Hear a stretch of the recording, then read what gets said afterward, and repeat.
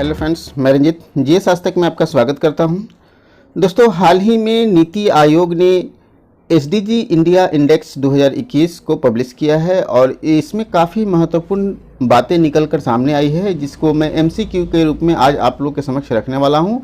20 से ज़्यादा महत्वपूर्ण एमसीक्यूज इसमें सम्मिलित किया गया है। और दोस्तों, मैं आपको ये भी बता दूं कि ये आने वाले जो भी एग्ज़ाम है, चाहे वो 67वीं यूपीएससी हो, सीडीपीओ हो, जेपीएससी हो, यूपीपीसीएस हो, कोई भी पीसीएस हो या फिर बीएसएससी के एग्ज़ाम्स और जो भी एग्ज़ाम्स आने वाले हैं, उन सब के लिए काफ़ी महत्वपूर्ण है। दोस्तों, मैं आपको बता दूं कि इसका पीडीएफ भी आपको मिल जाएगा। पीडीएफ के लिए आप जीएस आज तक के नाम से टेलीग्राम ग्रुप है, उस टेलीग्राम ग्रुप को ज्वाइन कीजिए और वहां से आप इसका पीडीएफ भी ले सकते हैं। तो चलिए जानते हैं नीति आयोग के एसडीजी इंडिया इंडेक्स 2021 से संबंधित महत्वपूर्ण एमसीक्यूज। दोस्तों, अगर आप आईएएस पीसीएस की तैयारी करते हैं तो ग्रेडअप एक अच्छा प्लेटफॉर्म हो सकता है आपको, जहां लगभग 3 करोड़ से अधिक स्टूडेंट रजिस्टर्ड हैं और अपने भविष्य को संभाल रहे हैं।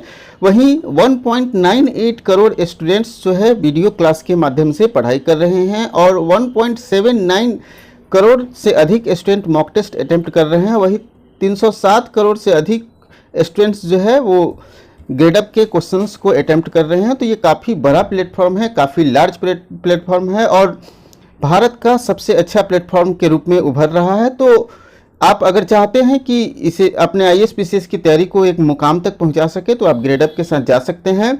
दोस्तों, अगर ग्रेडअप के साथ आप जाते हैं और आप हमारे कूपन कोड आज तक 50 यूज़ करते हैं तो आपको ग्रेडअप की जो भी फ़ी है उसमें 50% तक का डिस्काउंट आपको मिल जाएगा। तो अगर आप इंटरेस्टेड हैं तो डेफिनेट रूप से जाइए। काफ़ी बड़ा प्लेटफॉर्म है, आप देख रहे हैं, जहां 3 करोड़ से अधिक स्टूडेंट अपना भविष्य संभाल रहे हैं। आयोग का सतत विकास रिपोर्ट से संबंधित बहुवैकल्पिक प्रश्न काफ़ी महत्वपूर्ण है आपके पीटी एग्जाम के लिए। जो भी, चाहे आप जिस किसी भी एग्जाम की तैयारी कर रहे हों, इन सभी एग्जामों के लिए काफ़ी महत्वपूर्ण है।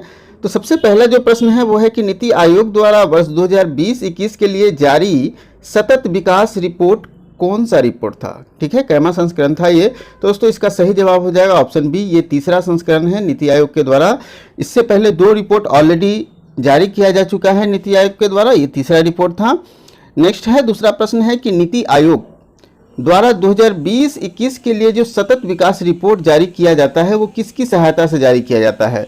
तो दोस्तों, सतत विकास रिपोर्ट मतलब एसडीजी गोल्स जो है, एसडीजी सस्टेनेबल डेवलपमेंट गोल जो है वो किस निर्धारित किया गया है? संयुक्त राष्ट्र संघ के द्वारा। और ये 17 सस्टेनेबल डेवलपमेंट गोल है जो निर्धारित किए गए हैं, जिसमें से इंडिया 16 गोल को फुलफिल करने का प्रयास कर रहा है।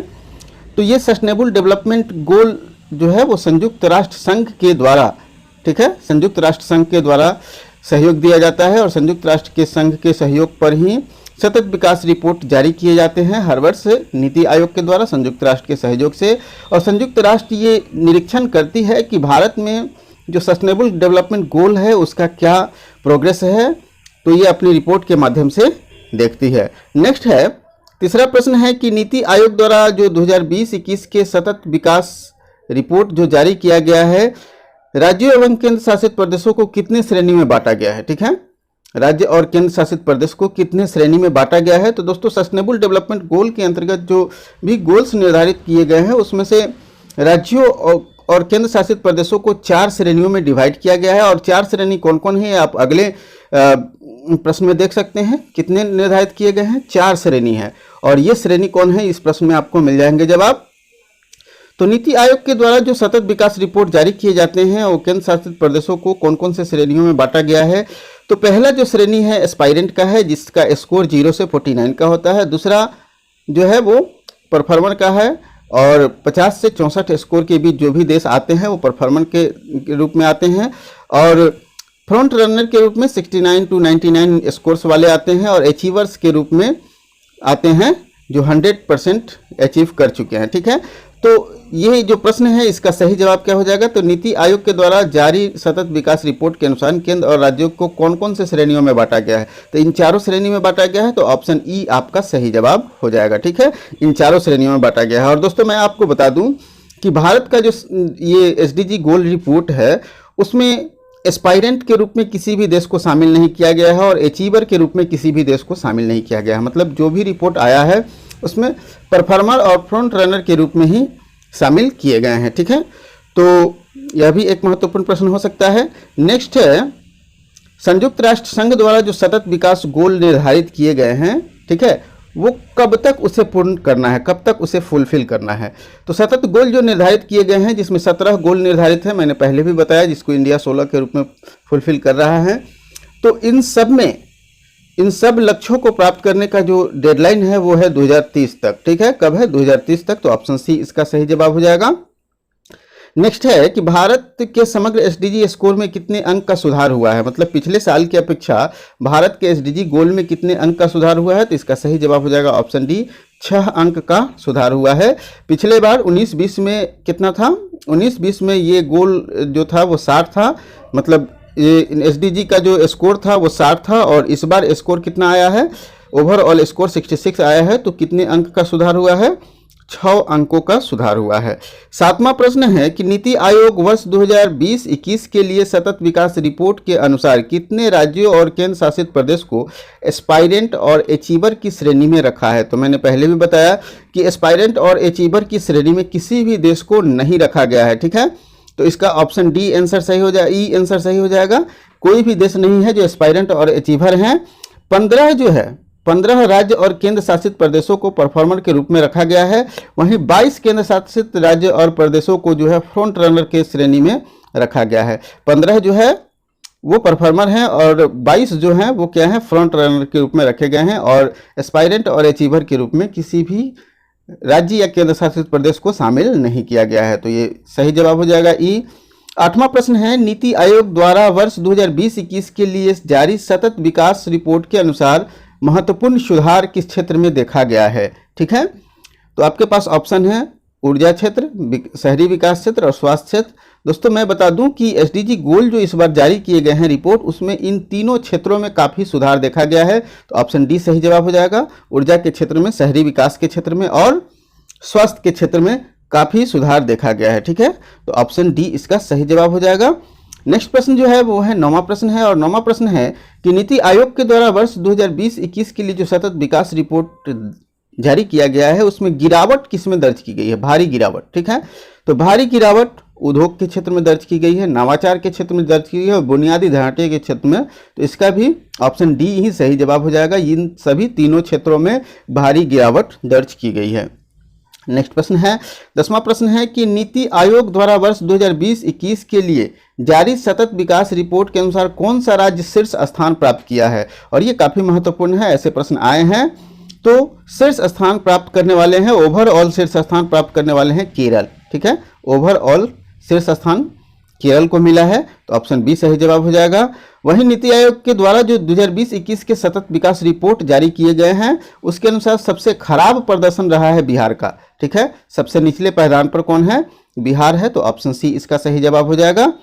और ये प्रश्न काफ़ी महत्वपूर्ण है। नीति आयोग के द्वारा जो सतत विकास रिपोर्ट 2020-21 जारी किया गया है उसमें शीर्ष 3 राज्य पूछा जा रहा है, मतलब टॉप 3 कौन है? तो टॉप 3 है दोस्तों केरल, तमिलनाडु और हिमाचल प्रदेश, ठीक है। केरल, तमिलनाडु और हिमाचल प्रदेश एसडीजी गोल को अचीव करने वाले टॉप रनर के रूप में उभरे ही ये रनर हैं, ठीक है। तो केरल, तमिलनाडु और हिमाचल प्रदेश, तो ये टॉप 3 हैं।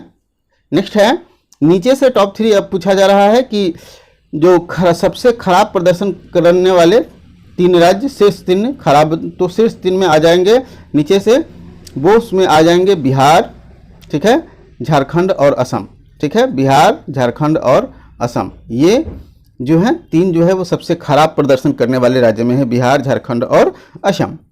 नेक्स्ट प्रश्न है कि नीति आयोग द्वारा वर्ष 2020-21 के लिए जारी सतत विकास रिपोर्ट के अनुसार सबसे अधिक सुधार किन राज्यों में देखा गया है? तो सबसे अधिक सुधार जो है वो मिजोरम और हरियाणा में देखा गया है। तो ऑप्शन बी सही जवाब हो जाएगा।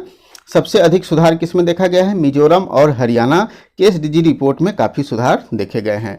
नेक्स्ट 15वां प्रश्न है नीति आयोग द्वारा वर्ष 2020-21 के लिए जारी सतत विकास रिपोर्ट के अनुसार नो प्रोवर्टी, ये काफ़ी महत्वपूर्ण है, नो प्रोवर्टी की श्रेणी में किन राज्यों शीर्ष राज्य में स्थान कौन प्राप्त किया है? नो प्रोवर्टी की श्रेणी में शीर्ष स्थान पर कौन है? तो कई श्रेणियों में ये रिपोर्ट जारी किए गए हैं, उसमें से नो प्रोवर्टी मतलब जहां गरीबी नहीं है उस श्रेणी में तमिलनाडु शीर्ष पर है। कौन है? तमिलनाडु शीर्ष पर है, तो ऑप्शन ए इसका सही जवाब हो जाएगा। नो पॉवर्टी की श्रेणी में शीर्ष स्थान प्राप्त करने वाले हैं तमिलनाडु। 16वां प्रश्न है कि नीति आयोग के द्वारा जो सतत विकास रिपोर्ट जारी किया गया है उसमें जीरो हंगर, जहां कोई भी भूखा नहीं रहता हो, उसमें शीर्ष स्थान प्राप्त करने वाले राज्य कौन सा है? तो जहां कोई भी भूखा नहीं रहता हो तो जीरो हंगर की श्रेणी में केरल सबसे ऊपर है। ठीक है, ऑप्शन सी सही जवाब हो जाएगा। केरल जीरो हंगर की श्रेणी में सर्वश्रेष्ठ श्रेणी में है। नेक्स्ट है कि नीति आयोग के द्वारा जो एसडीजी रिपोर्ट 2020-21 का जारी किया गया है उसमें से गुड हेल्थ वेलबींग की श्रेणी में शीर्ष स्थान पर कौन है? मतलब जहां स्वास्थ्य ढांचा बेहतर है तो गुड हेल्थ वेलबींग में गुजरात नंबर 1 पर है। ठीक है, गुजरात में स्वास्थ्य ढांचा जो है काफ़ी सुधार हुआ है और काफ़ी बेहतर है, तो गुड हेल्थ और वेलबींग में यही है, गुजरात शीर्ष पर है। और 18वां प्रश्न है कि वर्ष 2020-21 के जो सतत विकास रिपोर्ट जारी किए गए हैं जहां क्वालिटी एजुकेशन दिए जाते हैं, तो क्वालिटी एजुकेशन के क्षेत्र में सबसे आगे मतलब शीर्ष स्थान पर कौन सा राज्य है? तो शीर्ष स्थान पर जो राज्य है दोस्तों वो है केरल।